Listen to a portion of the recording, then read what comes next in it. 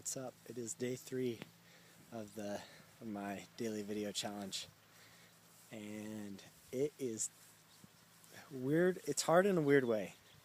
It's not like it's difficult to record them, but I think I talked about this in the last video. But it's just hard. I'm like scared of who's gonna laugh at me.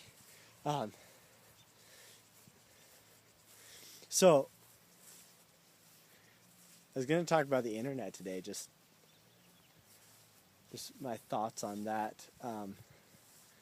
It's really, I think, my generation especially takes it for granted but I think we all do. But my generation grew up with it. But I mean, you just think about somebody in 14th century Rome and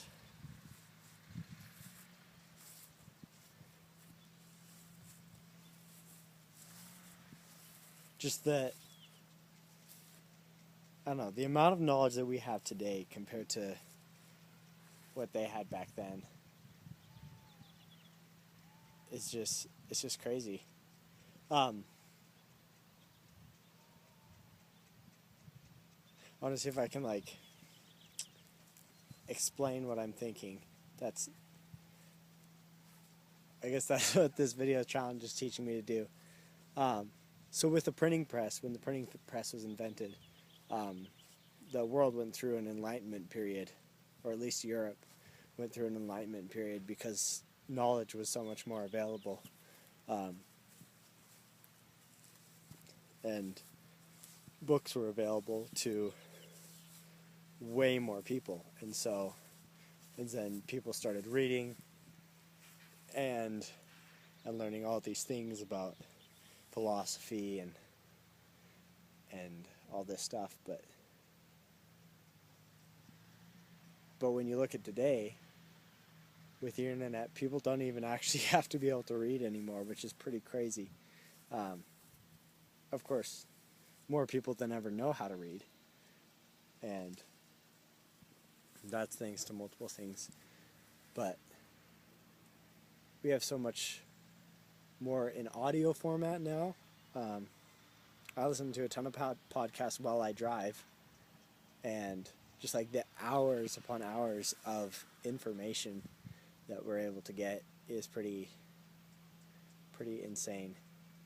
And then there comes the question of, how much of it is true, which to me that's not as important of a question as you might think. Because what is the value of information, really? Information is a tool. It's something that we can use to apply into our lives and make it better. So, in my opinion, I think you could use any sort of tool. I mean, there is the wrong tool for the job at times, but I think there are times when different tools have abilities to be used. But yeah, I'm just odd at the amount of knowledge I'm capable of getting, and just thinking about, like I said, somebody in 14th century Greece or Rome, and all they have as far as knowledge goes is the knowledge around them. And I don't know. It's funny though that if somebody back then were to come here and then see this thing we have, this connection to the entire world, and then see what we use it for, I don't know, maybe they'd use it for the same thing, because we need entertainment. And I think with so many of our needs actually being met, the internet is able to meet those other needs. But yeah, it's just so amazing to think about.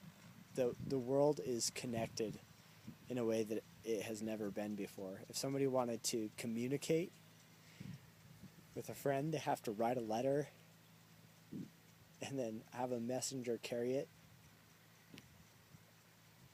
And now all that work is done in the blink of an eye. You can literally write in real time with things like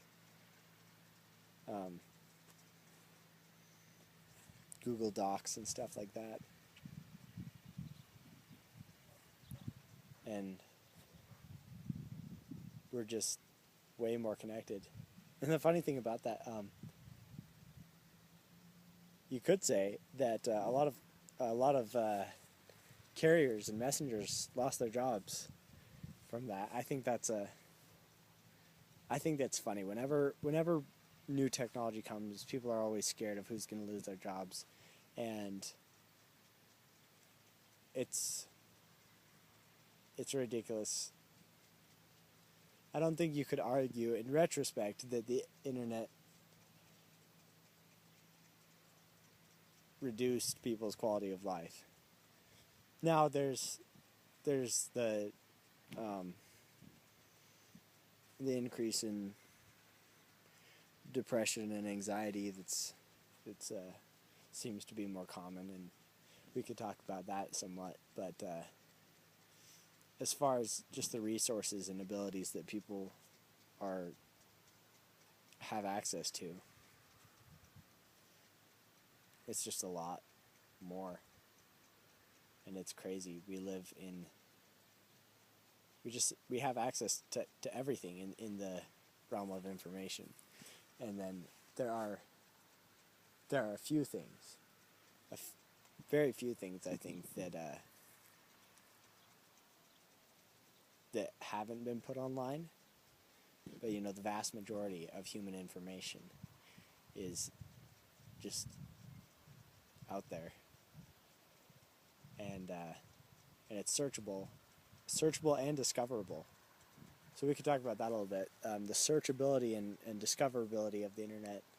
I think when the internet was starting out, there was a lot of indexing going on, and people had to make it searchable. But then as we move throughout time, there's going to be more of a focus on discoverability. So you see things like, I think it's most common in things like YouTube and Facebook, where they'll show you more of what you don't even know that you are looking for. And that's actually really cool as well. I think the things I've learned about science and philosophy and ideas that in any age would be illegal to even think about, I've been able to see just because YouTube's algorithms brought them up. And so yeah, it's awesome. Don't take it for granted. And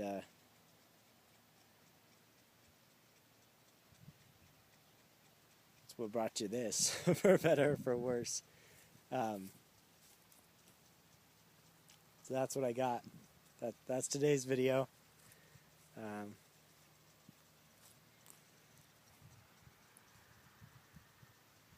You can subscribe to my YouTube channel, like, comment, share. Just do what you want to do. See you tomorrow.